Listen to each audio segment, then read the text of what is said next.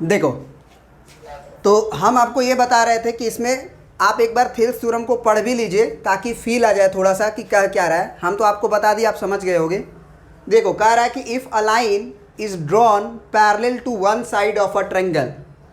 कहा कि एक लाइन को ड्रॉ किया गया parallel to a one side of a triangle, माने ट्रायंगल में 3 साइड होता है, उस 3 साइड में एक साइड के पैरेलल एक लाइन को ड्रॉ किया गया।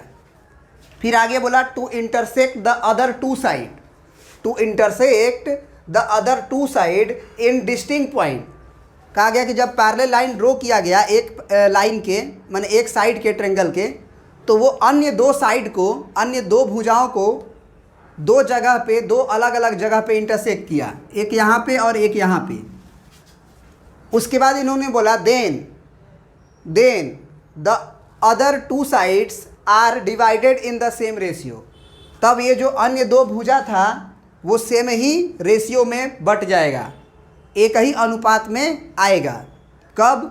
जब ये साइड के पैरेलल लाइन खींचोगे तब मात्र। अगर आप इस साइड के पैरेलल लाइन नहीं खींच रहे हो, ऐसे ही खींच दे रहे हो, तो नहीं होगा सेम रेशियो में। सेम रेशियो में होने के लिए इस साइड के ये पैरेलल होना चाहिए। बात समझ में आ गई? अब थोड़ा सा हमको एक कॉन्सेप्ट का यूज करना पड़ेगा।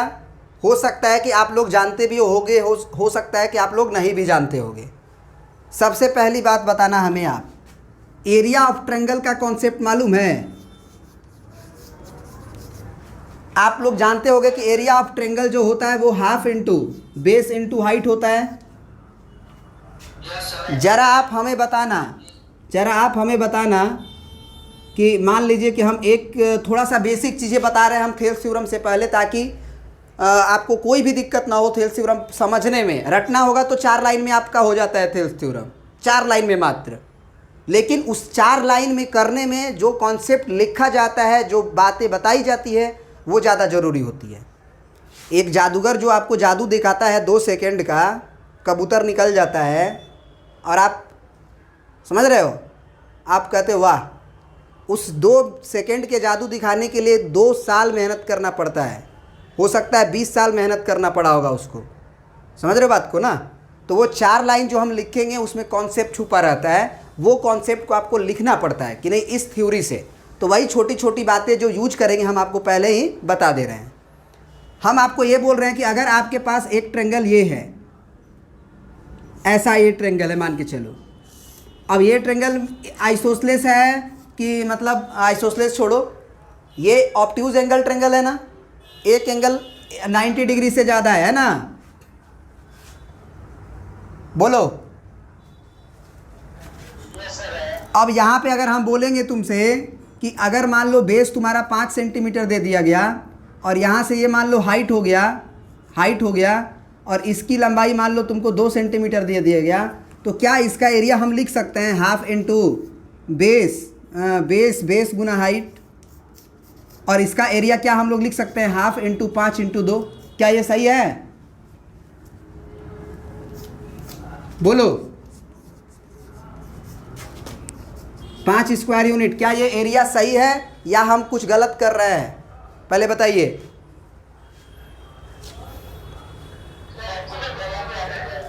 ये गलत है। क्यों गलत है? क्योंकि अगर आप बेस BC लिए हो, तो बेस अगर आप BC लिए हो तो हाइट उसी के ऊपर ढूंढोगे। हाइट क्या करोगे भाई?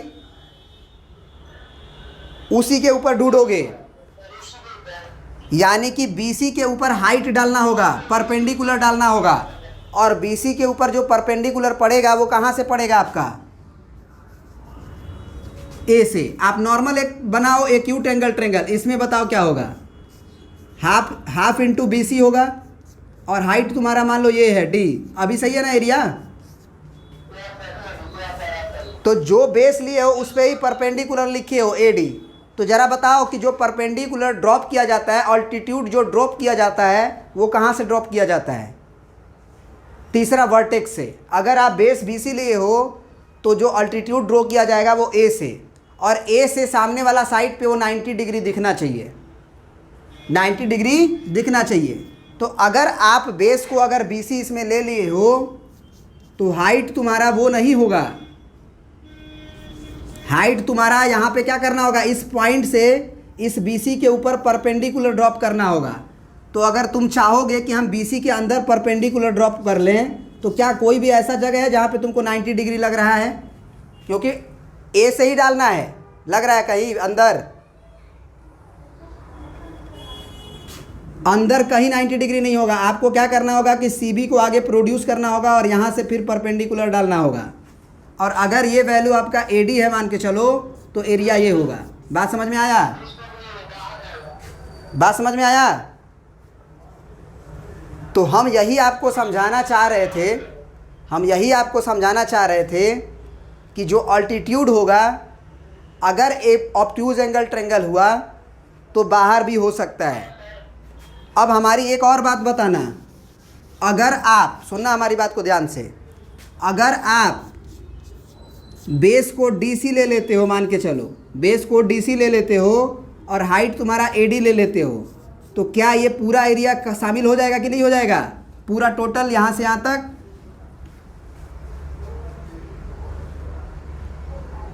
क्योंकि बेस तुम DC लिए हो, हाइट AD लिए हो। तो यही बात हम समझाना चाह रहे हैं कि बेस आप जहाँ तक लोगे वहीं तक एरिया निकलता है। अगर आप बेस केवल इतना लेते, यहाँ पे अगर मान लो कोई पॉइंट तुम K लिख देते और इसका एरिया तुम अगर हाफ में बेस को KC लेते, तो KC के लिए भी तुम्हारा हाइट यही होगा, हाइट बदलेगा नहीं। बेस KC के लिए भी हाइट यही होगा। तो इस समय एरिया तुम्हारा क्या मिलेगा, केवल कितना मिलेगा? केवल यहाँ से यहाँ तक मिलेगा, ये वाला पार्ट। समझ रहे हो बात? ये पार्ट और ये पार्ट नहीं मिलेगा।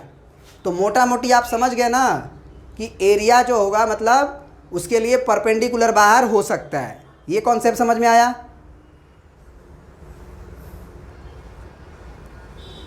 बोलो। एक और कॉन्सेप्ट का हमको ज़रूरत पड़ेगा थेल्स थ्योरम को समझाने के लिए। एक तो एरिया वाला था कि बाहर भी हमारा अल्टीट्यूड हो सकता है। जहाँ तक बेस लेंगे वहीं तक एरिया आएगा, याद है ना? अब हमारा दूसरा पॉइंट है एक ये कि अगर दो पैरेलल लाइंस हैं और एक बेस है, मान के चलो ये BC, इस बेस BC के ऊपर आप ट्रायंगल कोई भी बना लो, बस ये लाइन और ये लाइन क्या होना चाहिए, पैरेलल होने चाहिए। कोई भी ट्रायंगल बना लो, सबका एरिया सेम ही होगा। कोई भी ट्रायंगल आप बना लो, अगर बेस BC केवल लिए हो और दोनों ट्रायंगल एक सेम ही बेस के अंदर है, ये नहीं कि एक बाहर हो जाए, ऐसे नहीं, दोनों क्या होना चाहिए, इस दोनों पैरेलल लाइन के बीच होना चाहिए। तो एरिया इसका सेम होगा। कैसे एरिया सेम होगा जरा सोचो तो। यहाँ बताओ, ये वाला हाइट और ये वाला हाइट सेम होगा? और बेस तो तुम एरिया के लिए BC ही ना ले रहे हो।